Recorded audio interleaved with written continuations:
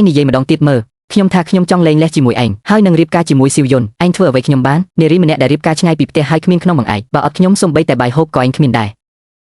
ឆ្នាំទី4នៃការរៀបការឆ្ងាយពីផ្ទះប្តីខ្ញុំលួចមានស្រីពេលខ្ញុំកំពុងមានផ្ទៃពោះនាងមិត្តរួមការងារនោះថែមទាំងសន្យាថានឹងយកលុយពីហាងអាហារពេលព្រឹករបស់ខ្ញុំទៅចិញ្ចឹមគេទៀតគេថាការរៀបការឆ្ងាយពីផ្ទះគឺដូចជាការលេងល្បែងខ្ញុំចាញ់ល្បែងនេះខ្ញុំព្រមទទួលស្គាល់តែខ្ញុំនឹងមិននៅស្ងៀមរង់ចាំសេចក្តីស្លាប់ឡើយចិនហុយខ្ញុំនឹងធ្វើឲ្យឯងអស់ខ្លួនគ្មានសល់អ្នកស្រីម្ចាស់ហាងពងទាប្រៃនៅហាងអ្នកស្រីឆ្ងាញ់ណាស់អរគុណដែលអ្នកចូលចិត្តសៀវហ៊ានឯងងឹតភ្នែកឬយ៉ាងម៉េចមិនឃើញភ្ញៀវចូលមកទេបាទទឹកសណ្ដែកផ្អែមពីចានឆ្នៃ4ដាំពងទាប្រៃ4គ្រាប់រហ័សឡើងបងហុយកុំកាច់ដាក់បងថ្លៃពេកអីបងថ្លៃកំពុងពុះបាន5 ខែហើ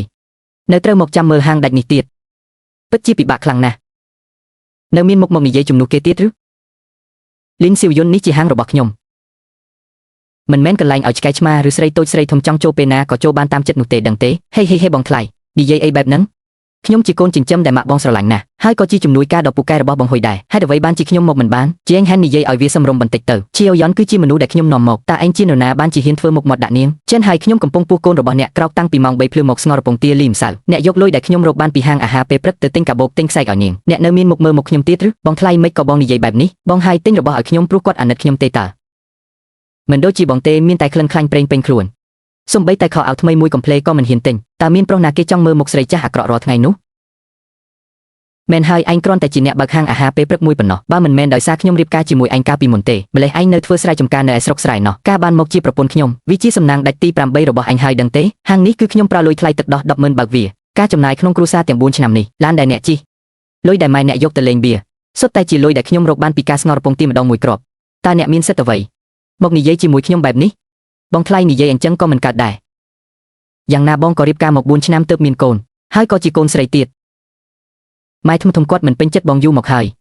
យគាត់បានប្រាប់ខ្ញុំអស់ហើយចាំពេលបងសម្រាលកូនរួចគាត់នឹងឲ្យបងហើយលេងលេះជាមួយបងរៀបការយកខ្ញុំចូលផ្ទះយ៉ាងអធិកអធមនោះត្រូវហើយម៉ាក់ខ្ញុំទទួលស្គាល់ស៊ីវយុនជាកូនធរយូរមកហើយចាំដាច់ឆ្នាំនេះទៅខ្ញុំនឹងលក់ហាងនេះដើម្បីឲ្យស៊ីវយុនបងរំលោភផ្ទះល្វែងឯងគ្រាន់តែនាំកូនស្រីឯងនោះត្រឡប់ទៅស្រុកកំណើតឯងទៅឯងនិយាយម្ដងទៀតមើលខ្ញុំថាខ្ញុំចង់លេងលេះជាមួយឯងហើយរៀបការជាមួយស៊ីវយុនឯងធ្វើអីខ្ញុំបានស្រីដែលមករស់នៅឆ្ងាយពីផ្ទះគ្មានអ្នកគ្រប់គ្រងដូចជាឯងគ្មានខ្ញុំឯងសំបីតែបាយក៏គ្មានស៊ីដែរឲ្យល្អហេះនិយាយត្រូវណាស់ចិនហុយផ្ទះយើងគឺជាអ្នកគ្រប់គ្រងក្រុមហ៊ុនចិនដាមានមនុស្សក្រោមបង្គាប់ជាង10នាក់ស្រីជាច្រើនតម្រង់ជួចង់រៀបការជាមួយគេឯងជាស្រីអសោចកាត់កូនមិនចេញនៅហ៊ានមកធ្វើមុខស្អុយដាក់កូនប្រុសខ្ញុំទៀតម៉ាក់ខ្ញុំកំពុងពោះកូនត្រកូលចិនរបស់អ្នកហើយខំធ្វើការតាំងពីព្រលឹមទល់ប្រឡប់នេះហើយឬដែលអ្នកធ្វើដាក់ខ្ញុំពូបានកូនស្រីហើយនៅមានមុខមកនិយាយត្រកូលចិនយើងមិនខ្វះទេអាស្រីខាត់លុយបើមិនមែនឃើញឯងនៅអាចបង្កើតកូនបានខ្ញុំដេញឯងចេញយូរហើយជីវិតនេះខ្ញុំមិនរស់នៅជាមួយអ្នកទៀតទេកុំមកប៉ះខោឲ្យខ្ញុំប្រយ័ត្នខូចកូនក្នុងផ្ទៃនាងឈួតឯងចង់ងាប់មែនទេនាងចាស់ចង្រៃឯងហ៊ានវារបស់របរអញ្ចឹងថ្ងៃនេះខ្ញុំនឹងហែកមាត់ឯងឲ្យតតែបានឈប់ដៃពួកឯងនៅមានច្បាប់ទម្លាប់ឬអត់គេជាស្ត្រីមានផ្ទៃពោះណាឯងជាអ្នកណារឿងគ្រួសារខ្ញុំដល់វេនឯងមកជ្រៀតជ្រែកឬស្ដាប់ឲ្យច្បាស់ខ្ញុំជាប្រធានផ្នែកលក់ក្រុមហ៊ុនចិនដាមិញនេះឯងនិយាយថាឯងនៅក្រុមហ៊ុនចិនដាមែនទេអញនេះហើយជាចិនហុយមកពីក្រុមហ៊ុនចិនដាយ៉ាងម៉េចពីឈ្មោះអញហើយខ្លាចchứមិនដែលលឺមែនទេតែប្រាប់ឲ្យដឹងទុកទៅចាប់ពីពេលនេះទៅឯងត្រូវគេដេញចេញពីក្រុមហ៊ុនចិនដាហើយអាចឈួតឯងជានរណាអាចឈួតឲ្យហ៊ានមកបណ្ដេញឯងចេញផងឯងស្មានថាពាក់អាវធំមើលទៅហាក់ដូចជាថៅកែធំមែនទេចាំមើលអញទេទៅសួរមើលថាតើនរណាជាអ្នកមានអំណាចក្នុងក្រុមហ៊ុនចិនដានេះលោកប្រធានចាងមិនបានជាលោកទេមកពេលនេះមានការអ្វីបញ្ជាប្រាប់ខ្ញុំមកបានខ្ញុំនឹងធ្វើភ្លាមវ៉ាងតាវពិនិត្យមើលចិនហុយក្រុមលក់សាខាទីក្រុងឡុងឆេងហើយបញ្ឈប់កិច្ចសន្យាការងារវាភ្លាមហាមមិនឲ្យក្រុមហ៊ុនយើងទទួលវាចូលធ្វើការជាដាច់ខាតហើយលីនស៊ីវយុនដែលនៅក្រុមជាមួយគ្នាក៏ត្រូវដេញចេញដែរដាក់ក្នុងបញ្ជីខ្មៅនៃវិស័យការងារនេះឲ្យអស់មូលហេតុគឺនាងក្បត់ប្តីសិលធរអន់ថយបំផ្លាញកិត្តិយសក្រុមហ៊ុនក្នុងរយៈពេល5នាទីទៀតខ្ញុំចង់ឃើញសេចក្តីជូនដំណឹងក្នុងប្រព័ន្ធក្រុមហ៊ុនបាទលោកប្រធានចាងខ្ញុំនឹងចាត់ការភ្លាម